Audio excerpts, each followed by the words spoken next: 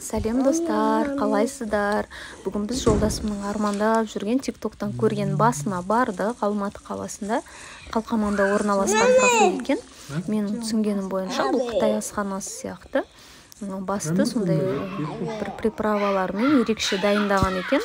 Өте жұмсақ, дәмді, бірақ та маған бас онша да қатты ұнамайды. Сол себепті кішкене ауыз тидім. Астына кішкене қамыр салып береді екен, теста. Сол тестасына содан кейін етінен кішкене жедім. Жолдасым өзі қолына перчатканы киіп алып тұрып, сүйсініп тұрып, прямо аппетитно жеді. Қызығып кішкене бір-екі құйқаны нанмен қосып жеп көрдім, пияз қосып. Для любителей, енді кім қатты жақсы көреді, сол адамдар сүйсініп тұрып жейді. Дәмді дайындалған сияқты.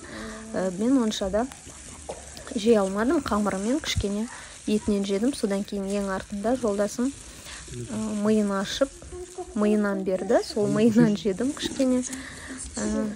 Балаларға лагман заказ бердік. Кішігірім, қарапайым асхана екен. Көп адамдар осы бас үшін келетін сияқты. Егер сіздер де осы басты сүйіп жейтін болсаңыздар, міндетті түрде барып көріңіздер.